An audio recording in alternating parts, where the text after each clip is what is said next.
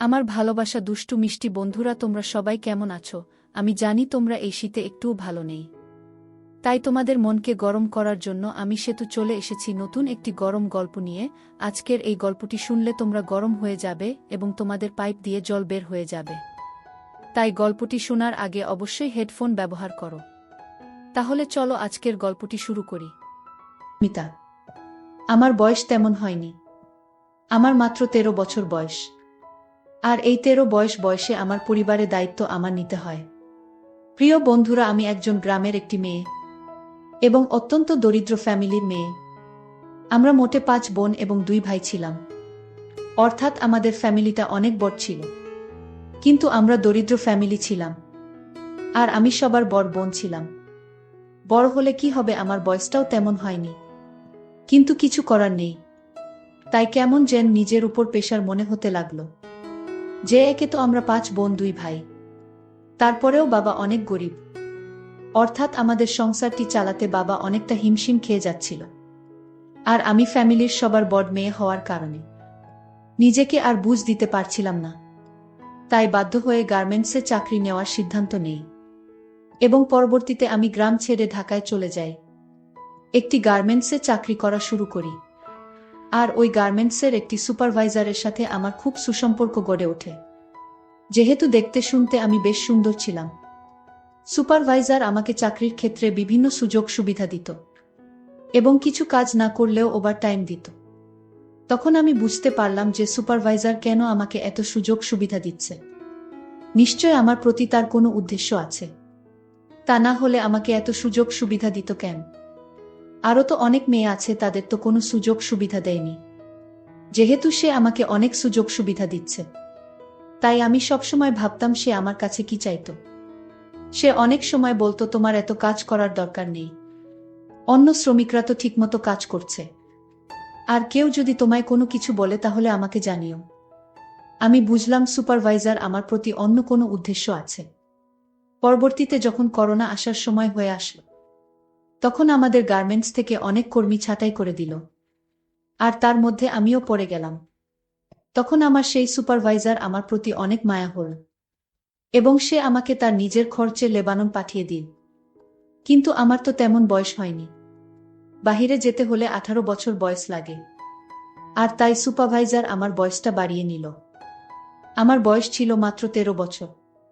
আর 13 বছর থেকে 18 বছর বানিয়ে নিল। কিন্তু আর এই লেবান গিয়েই আমার জীবনের ঘটল এক দুর্ঘটনা। লেবানে আমি একটি বাসা বাড়ির কাজ পেলাম। সেই বাড়িতে আমার যে শেখ ছিল তার 3 ছেলে এবং সে নিজে, এবং তার 4টা বউ ছিল। প্রথমে আমি বুঝতে পারিনি যে সাধারণত ওদের কেন 2-3টা করে বউ হয়। পরে বুঝতে পারলাম তাদের অনেক, তাই তারা 2-3টা করে বিয়ে করে এবং তাদের বুড়াও বিয়ে করার অনুমতি দেয়, কারণ সে একা এত সামাল দিতে পারে না। তাই লেবান যাওয়ার পরেও শেখ এবং তাদের 3 ছেলের নজরে আমি পড়ে গেলাম। কিন্তু প্রথম টাইম আমি জানতাম না যে প্রবাসে সাধারণত মেয়েদের সাথে এরকম করা হয় এবং কিছু বলাও যায় না। যদি কিছু বলে দেই তাহলে বিভিন্ন রকম মিথ্যা মামলা দিয়ে জেল হাজতে পাঠিয়ে দেয়া। এ বিষয়টি আমি অন্যান্য প্রবাসী মেয়েদের থেকে জানতে পারলাম। তো যাই হোক বন্ধুরা, এরপরে আস্তে আস্তে সংযুক্ত আরব আমিরাত শেখ এবং তার 3 ছেলের নজরে আমি পড়ে গেলাম। এমনকি তারা বিভিন্ন স্থানে বেড়াতে গেলে আমাকে গাড়িতে করে নিয়ে যেত। তাদের বুদেরকে বলতো যে ওকে দরকার আছে বিভিন্ন রকমের চানাস্তা বানানোর জন্য। এই বলে আমাকে বিভিন্ন জায়গা নিয়ে যেত। এরকম করতে করতে একসময় তারা আমার দিকে অন্যরকমভাবে চেয়ে থাকত এবং বলতো, কুল্লু বাঙালি মিয়া মিয়া। অর্থাৎ তারা বলতো যে প্রত্যেকটা বাঙালি মেয়ে অনেক সুন্দরী। তো একদিন তারা আমাকে নিয়ে 2 দিনের একটি সফরে বের হলো। সেদিন শুধু শেখ ছিল আর তার ড্রাইভার আর আমি।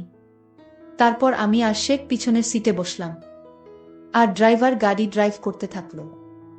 এক পর্যায়ে শেখ আমার দিকে অদ্ভুতভাবে চেয়ে থাকতে শুরু করলো, কিন্তু আমি কিছু বলতে পারলাম না, কারণ এর আগেও আমি শুনেছি যে প্রত্যেক শেখরাই তাদের বাড়ির কাজের মেয়েরা তাদের সকল কথা শুনতে হয়। যদি তাদের কথা না শুনি এবং পুলিশকে ইনফর্ম করলে মিথ্যা মামলায় ফাঁসিয়ে দেয়া। তাই আমি এই ভয় পেয়ে গিয়ে আমি তাকে কিছু বলতে বলিনি এবং বলার সুযোগ দেয়নি আমায়। আর গাড়ির মধ্যে একটি পর্দা টানিয়ে দেয়। আমি তাকে জিজ্ঞেস করলাম, পর্দা টানাচ্ছেন কেন গাড়িতে? সে বলল, সামনে মরুভূমি, প্রচণ্ড বাতাস আসতে পারে। আমি তার কথা শুনে প্রচণ্ড ভয় পেয়ে গেলাম। কিন্তু ভয় পেয়ে কোনো লাভ নাই। তখন আমার কাছে পুরো দুনিয়াটা একদম অন্ধকার হয়ে গেল। মনে মনে হচ্ছিল আমি আর পৃথিবীতে বেঁচে নেই। এতটা কষ্ট এবং অসহ্যকর মনে হচ্ছিল। কিন্তু শেখের এ বিষয়ে কোনো খেয়াল করল না। আমি বেঁচে আছি নাকি মরে গেছি এ বিষয়ে তার কোনো খেয়ালই রইল না। এক পর্যায়ে আমি অজ্ঞান হয়ে গেলাম। প্রায় ৩ ঘন্টা পর আমার হুঁশ আসলো এবং আমি দেখলাম যে আমার অবস্থা একদম কাহিল। অর্থাৎ আমার শরীর এমন হলো, উঠে দাঁড়ানোর মতো শক্তি আমার ছিল না। কিন্তু কিছু করার নেই, নিজের শেখ বলে কথা। আর আমাদের আজকের সফরটা ছিল প্রায় ৬০০ কিলোমিটার দূর। এই ৬০০ কিলোমিটার সফর অবস্থায় শেখ আমার সাথে। তারপর আমি যখন একটি নির্দিষ্ট স্থানে পৌঁছালাম, তারপর আমি সেই স্থানে পৌঁছানোর পর অসুস্থ হয়ে গেলাম। তারপর লেবাননের শেখ আমাকে একটি প্রাইভেট মেডিকেল হসপিটালে ভর্তি করল এবং ২ দিনের মধ্যে আমাকে সুস্থ করে তুলল। অতঃপর সে আবার সেখান থেকে ফেরার সিদ্ধান্ত নিল এবং আমরা আবার গাড়িতে উঠে বসলাম। কিছুক্ষণ আসার পর সে আমায় বলল, কেমন লাগলো আজকের সফর? সে গাড়ির আবার পর্দা টানিয়ে দিল। তখন আমি শেখকে অনেক অনুরোধ করে বললাম, আপনি পর্দা টানালে আমার ভয় করে। আমি তার অনেক হাতে পায়ে ধরলাম, কিন্তু সে কোনোভাবে আমার কোনো কথা মানল না। সে বল, দেখো তুমি এখানে চাকরি করতে এসেছ, তাই আমরা তোমাকে যেভাবে বলি সেইভাবে তোমার চলতে হবে এবং সকল কথা রাখতে হবে। আমি বুঝতে পারলাম শেখ আমার কথা রাখবে না। তারা যা বলে তাই মানতে হয়। তারা বলে সেখানে চাকরি করতে গেলে তাদের এটাই নিয়ম। এভাবে আমরা বাড়িতে আবার চলে আসলাম।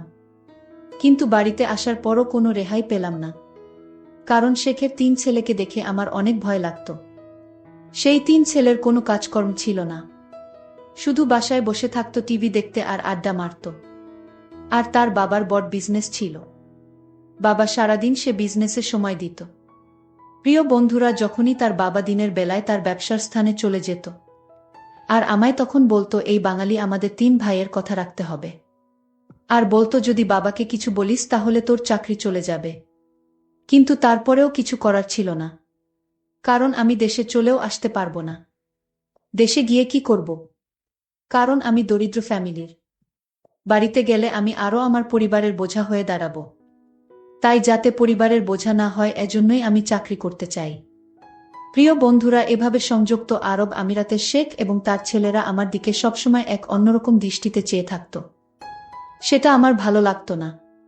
কিন্তু ওরা বলে চাকরি করতে হলে তাদের সকল কথা রাখতে হয়।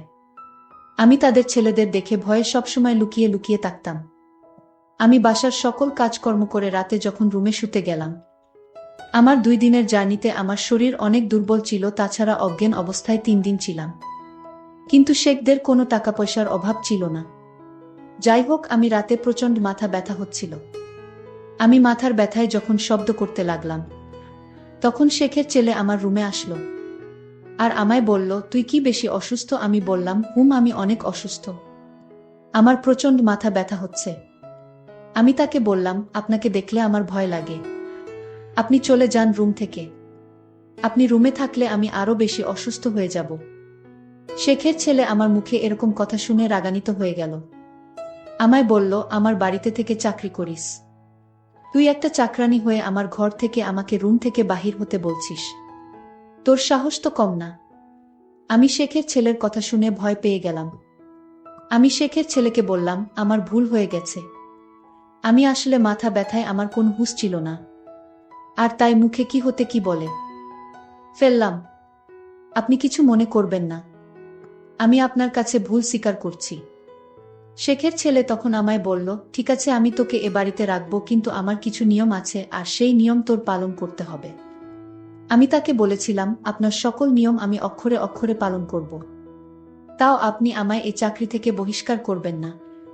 শেখের ছেলে তখন আমায় বলল, ঠিক আছে, আর রাত ১২টা বাজলে আমার রুমে কিছু কাজ পড়ে আছে, সেগুলো তোর করতে হবে। আমি তখন শেখের ছেলেকে বললাম, দেখুন, আজ আমি অসুস্থ, কাল আপনার রুমের সকল কাজ করে দিব। সে তখন আরো রাগান্বিত হয়ে বলল, আমি বলছি, আজই আমার রুমে প্রচুর কাজ পড়ে আছে, সেগুলো এখনই তোর করতে হবে। মনে মনে চিন্তা করলাম, কেন তাকে রুম থেকে বের হতে বললাম। নিজের বিপদ নিজেই ডেকে এনেছি। আমি আরও একবার তাকে অনুরোধ করলাম, আজ আমার শরীরটা ভালো না, মাথা ব্যথা করছে। তখন সে বলল, আমার রুমে মাথা ব্যথার ওষুধ আছে, খাওয়ার সাথে সাথে ভালো হয়ে যাবে। এখন ঘড়িতে 11:30 বাজে। আমি আমার রুমে ওয়াট করছি। তোকে যেন 30 মিনিট পর আমার রুমে দেখি। আমি শেখের কথা শুনে বললাম, ঠিক আছে আপনি যান, আমি আসতেছি। তারপর যখন রাত 12টা বাজলো, আমি ভয়ে ভয়ে তার রুমে গেলাম। আর মনে মনে চিন্তা করতে লাগলাম, আজ কপালে কি আছে কে জানে। যাই হোক, শেখের ছেলের রুমে গেলাম। তারপর তাকে জিজ্ঞেস করলাম, স্যার কি কাজ পড়ে আছে? তখন শেখের ছেলে বলল, আজ থেকে রাত 12টা থেকে শুরু করে রাত 4টা পর্যন্ত তোর এই রুমে ডিউটি। আমি শেখের ছেলেকে বললাম, দিনেও ডিউটি রাতেও ডিউটি, তাহলে আমি ঘুমাবো কখন?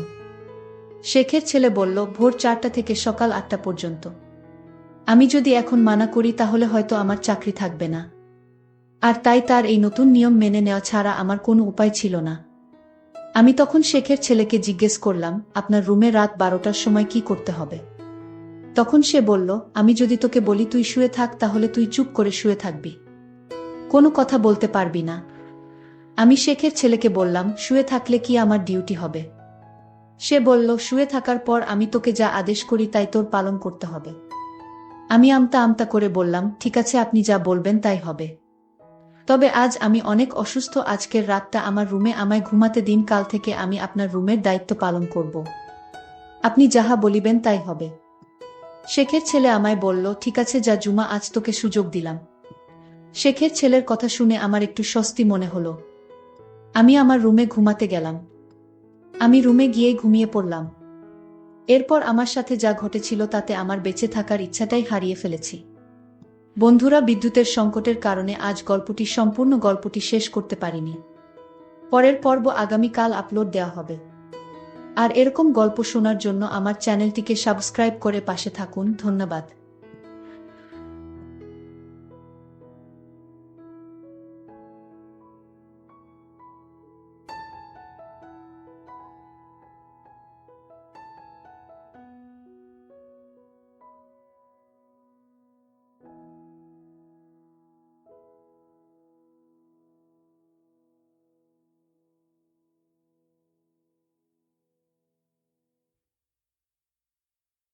বন্ধুরা, তোমরা যারা আমার ইমো নাম্বার চাও এবং আমার সাথে ভিডিও কলে কথা বলতে চাও, তাহলে আমার চ্যানেলটি সাবস্ক্রাইব করে রাখো, কেননা আমি আগামী গল্পে আমার ইমো নাম্বারটি দিব এবং তোমরা সবাই আমার সাথে ভিডিও কলে কথা বলতে পারবে।